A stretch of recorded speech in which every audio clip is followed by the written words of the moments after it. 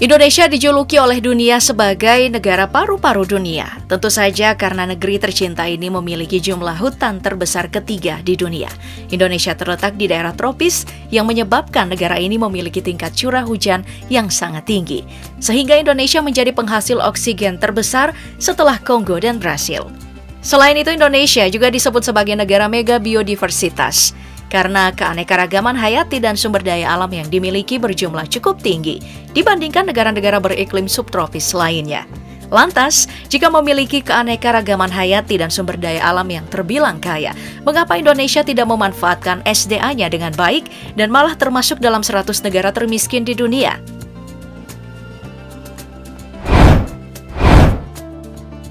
Padahal, Republik Indonesia adalah negara kepulauan terbesar di dunia dengan jumlah 17.504 pulau yang tersebar di seluruh wilayah Nusantara.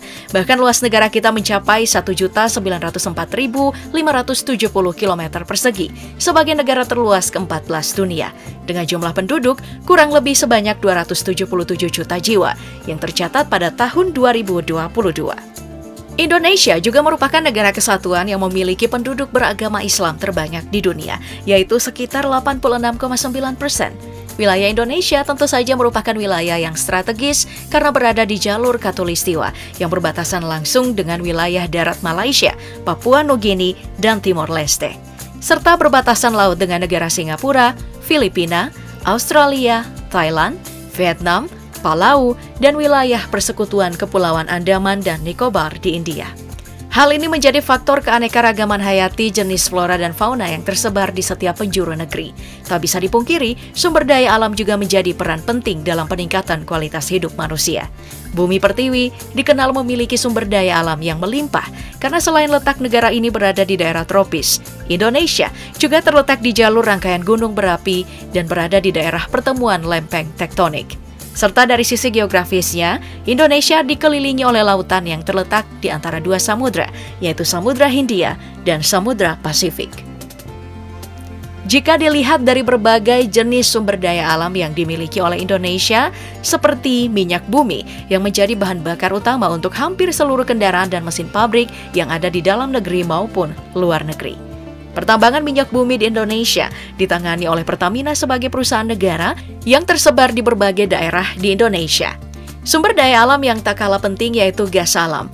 Hasil olahan gas alam di Indonesia dicairkan menjadi LPG atau Liquid Petroleum Gas dan LNG atau Liquid Natural Gas. Faktanya Indonesia adalah salah satu negara penghasil gas alam terbesar di dunia yang berpusat di Aceh, Bontang, Kalimantan Timur, dan Kepulauan Natuna. Selain itu masih banyak SDA lainnya seperti batu bara, emas dan perak, timah, biji besi, aspal alam, marmer, belerang, hingga batu permata terbilang cukup melimpah di Indonesia.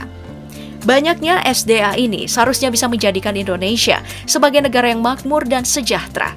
Namun, sangat disayangkan, sumber daya manusia yang ada di negara ini malah tidak sebanding. Pada akhirnya, beberapa SDA milik Indonesia, selain dikelola oleh perusahaan pemerintah, juga terpaksa dikelola besar-besaran oleh berbagai perusahaan asing. Jika suatu negara belum memiliki sumber daya manusia atau SDM yang optimal, tentu saja akan menghambat pembangunan dan mengurangi produktivitas kerja masyarakat, sehingga menjadi salah satu penyebab negara itu menjadi miskin.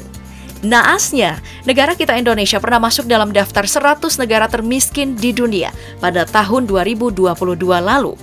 Bahkan, Indonesia berada di urutan ke-73 versi laporan World Population Review. 100 negara yang termasuk dalam daftar itu terpilih karena berdasarkan pendapatan nasional bruto atau Gross National Incomes atau GNI per kapita masing-masing negara dengan rumus ukuran pendapatan total negara dibagi dengan populasinya. GNI per kapita Indonesia hanya tercatat sebesar 3.870 US dollar pada tahun 2020, sehingga menjadikan Indonesia berada di posisi ke-73 negara termiskin dunia. Sementara negara-negara berpenghasilan rendah di bawah sistem Bank Dunia, yaitu beberapa negara dengan GNI per kapita kurang dari 1.046 US dollar. Seperti Burundi yang berada di urutan pertama dengan GNI per kapita hanya sekitar 270 US dollar. lalu disusul oleh Somalia sebesar 310 US dollar dan Mozambik hanya sekitar 460 US dollar. Namun faktanya, ternyata Indonesia masih lebih baik dibandingkan dengan beberapa negara ASEAN lainnya. Seperti negara Filipina malah berada di posisi lebih atas, yaitu peringkat ke-66 negara termiskin di dunia.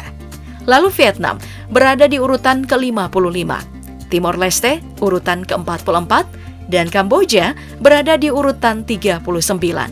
Serta negara yang berada di posisi paling tinggi negara termiskin di dunia se-ASEAN adalah Myanmar yang berada di urutan ke-33.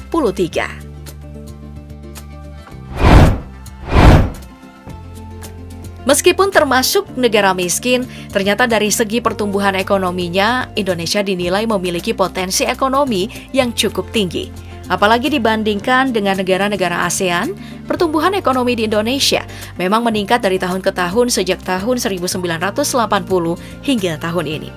Dilansir dari web resmi Kementerian Koordinator Bidang Perekonomian Republik Indonesia, laporan pertumbuhan ekonomi tahun 2022 mencapai 5,31%, dan angka ini termasuk tertinggi sejak masa pemerintahan Bapak Presiden Joko Widodo. Meski pertumbuhan ekonomi Indonesia sempat menurun saat dunia diterpa badai COVID-19 pada tahun 2020, Indonesia termasuk negara yang perekonomiannya pulih lebih cepat. Mayoritas komponen pengeluaran dari triwulan 4 2022 memang tumbuh kuat dari sisi demand, dengan windfall komoditas unggulan ekspor tumbuh mencapai 14,93%. Sementara untuk impor mencapai 6,23% yang didorong oleh kenaikan impor barang modal dan bahan baku. Kemudian dari segi supply, sektor transportasi dan pergudangan mencapai 16,99% dan sektor akomodasi dan makan minum tumbuh sebesar 13,81%.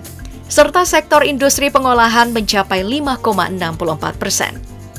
Beberapa daerah yang menjadi kontributor dalam penguatan perekonomian nasional di Pulau Jawa mampu tumbuh 56,48%, disusul oleh Pulau Sumatera mencapai 22,04%, kemudian Kalimantan 9,23%, lalu Pulau Sulawesi mencapai 7,03%, dan Maluku serta Papua tumbuh mencapai 2,50%. Selain itu, pemerintah telah menyiapkan sejumlah strategi dan kebijakan untuk mengantisipasi kondisi perlambatan ekonomi di Indonesia, agar tidak lagi berada dalam urutan negara termiskin di dunia. Seperti terus menjaga daya beli masyarakat melalui pengendalian inflasi dengan program 4K, keterjangkauan harga, ketersediaan pasokan, kelancaran distribusi, dan komunikasi yang efektif, serta optimalisasi program Keluarga Harapan atau PKH, program Indonesia Pintar, Kartu Sembako atau BPNT, dan sejenisnya. Pemerintah juga memperkuat pasar domestik dengan mengoptimalkan penggunaan produk dalam negeri dan pengembangan UMKM, kemudian mulai meningkatkan peluang dari keuntungan pasar ekspor ke mancanegara yang berpotensi memiliki pertumbuhan ekonomi yang masih kuat. Pemerintah telah melakukan transformasi ekonomi untuk meningkatkan investasi dalam mendorong produktivitas dan pemberdayaan SDM di Indonesia. Melalui Undang-Undang Cipta Kerja, serta reformasi dan pendalaman sektor keuangan melalui Undang-Undang Pengembangan dan Penguatan Sektor Keuangan. Selain itu, pemerintah tentunya lebih menguatkan sektor pariwisata yang berfungsi sebagai mesin penggerak ekonomi. Juga terus melakukan pembangunan infrastruktur, termasuk relokasi IKN, dalam rangka menciptakan pemerataan pembangunan di seluruh wilayah tanah air.